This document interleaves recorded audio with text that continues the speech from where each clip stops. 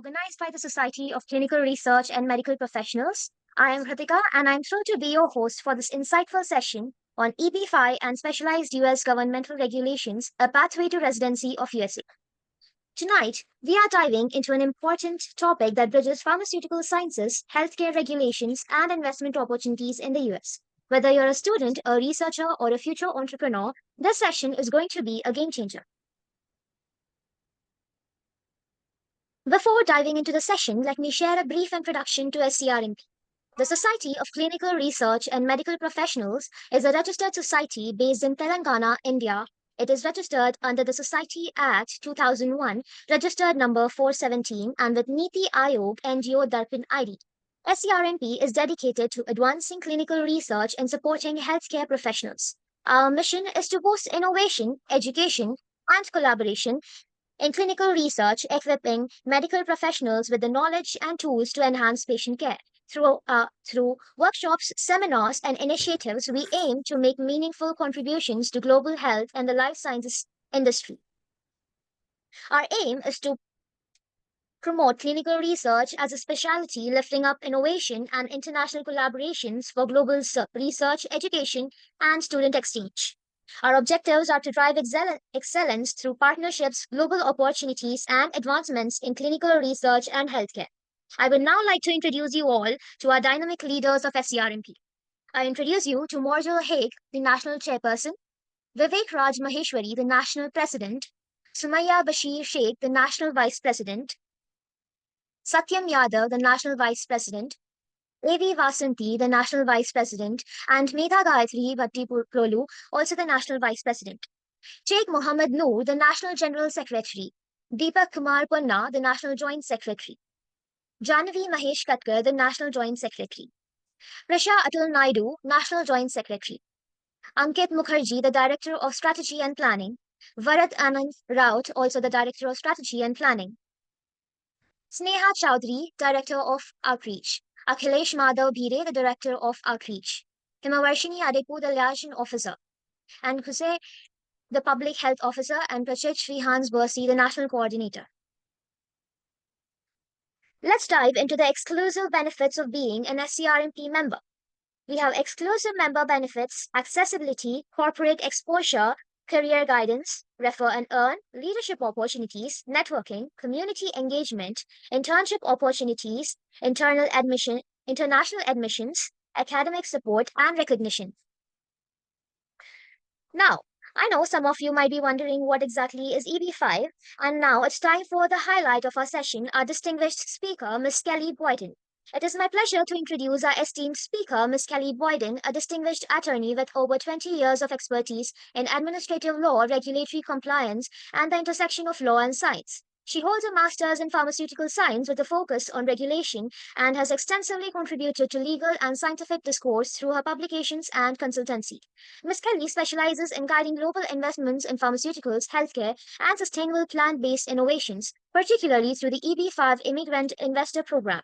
With her vast experience and deep insights, she continues to bridge science, law, and business, shaping the future of regulatory excellence. Please join me in welcoming Ms. Kelli Boyden. Ms. Kelli, we are excited to have you with us today. Your expertise in regulatory compliance and investment opportunities in the pharmaceutical and healthcare sectors is invaluable. We look forward to gaining insights from your experience and learning about the role of law in scientific innovation. Without further ado, the floor is yours. Thank you so much. It's so good to be here, and I appreciate the invitation and the opportunity to learn about the organization and the wonderful, very kind introduction. Is it okay if I screen share? Yes, ma'am, you may. Thank you. All right. So if your idea really gets approved, your drug gets approved, it gets put on the market, it becomes the new hot drug, good for you. That's a very good investment that you've made, and you're not having to share it as widely as when you invest in an existing corporation that belongs to you and a whole bunch of other shareholders. You do still have to meet the job creation requirement and the investment level, so those are challenges. Many of us don't have $1 million sitting right there. This can offer very unique opportunities. If you've developed a niche product, you want to work with a niche product or service, this is the way to go, where you can bring your creativity and your personality to it. It's the difference between me having my own law office and me going to work for a big law firm where everybody wears the same black suit and sits in the same office with the same windows looking out in the same city. So we've talked a little bit about putting the money in. Well, what are you putting it into?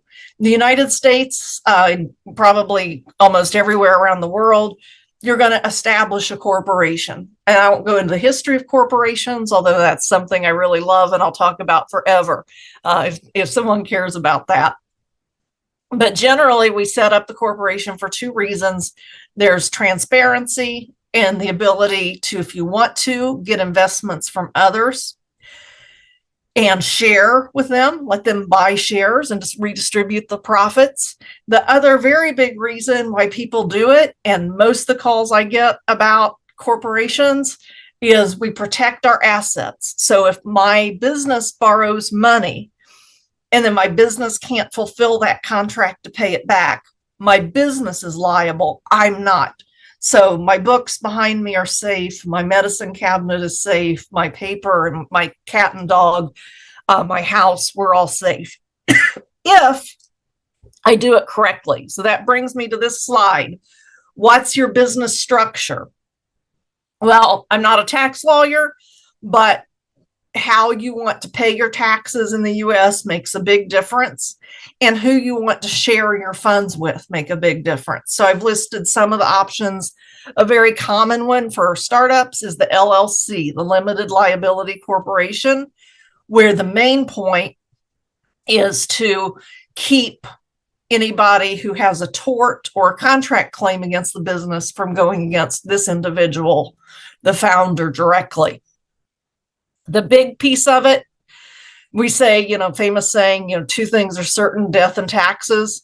We register the business, and that largely involves paying a fee to the state. Those can vary widely from some states where it's $25 and you don't have to do a lot of follow-up and they approve it very quickly, to other states where it's quite high. So that's something to discuss with me or another lawyer of your choice about, what's right for you. Then I've talked a lot about regulation. Your business may or may not need permits, and that also depends on where you put it. Sometimes those lower income areas that need the additional employment will have easier permitting because they know they want to attract businesses. And then we have, in the United States, we always have state and federal. So the federal government is an overarching umbrella. Everyone, good evening to all the participants. As the Vice President of the Society of Clinical Research and Medical Professionals, it is my privilege to extend a heartfelt vote of thanks at the conclusion of this insightful webinar on EB-5 and specialized US governmental regulations, a pathway to residency of USA. First and foremost, I would like to express my sincere gratitude to Ms. Kelli Boyden, our esteemed speaker and expert attorney from Washington, D.C. and Illinois. Your valuable insights into EB-5 program and US immigration regulations have provided immense clarity and guidance to all our attendees. So thank you for this, ma'am. A special thanks for Mr. Mozil, our webinar organizing secretary and the national chairperson, for his exceptional efforts in planning and coordinating this event. And I also extend my appreciation to Mr. Varad, our SCRMP Director of Strategy and Planning, and to all the members of the Strategy and Planning team and all the SCRMP team who worked tirelessly behind the scenes to make this webinar a success. Most importantly, I thank all of our participants for taking time to join us today. Your enthusiasm, curiosity, and engagement are what drives us to organize such meaningful sessions. We hope this webinar has been informative and beneficial in your professional and personal aspirations. Thank you.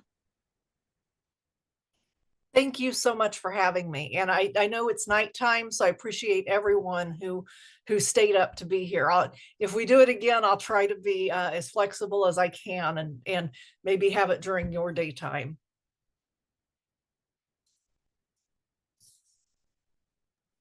Definitely, ma'am. Thank you. I would now request all the participants to fill out the feedback form that we have sent in the chat box.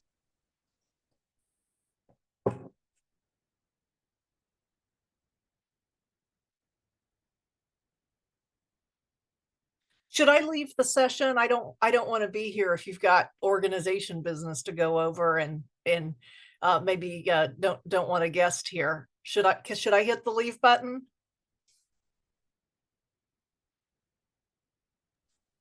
No, ma'am, that it's Okay. completely up to you. Okay, I'll stick around, but yeah, if you need to do organization business, I don't want to be in the way.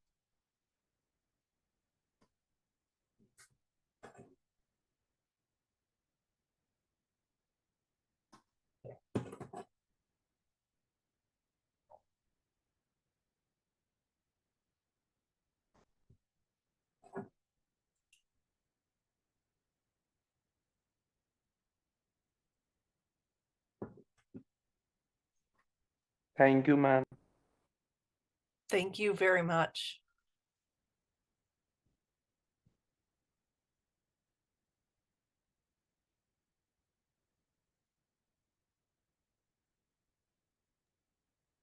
Thank you, ma'am, for your wonderful session. Now, I So much, request ma'am. you can leave the meeting. Thank you. Is it?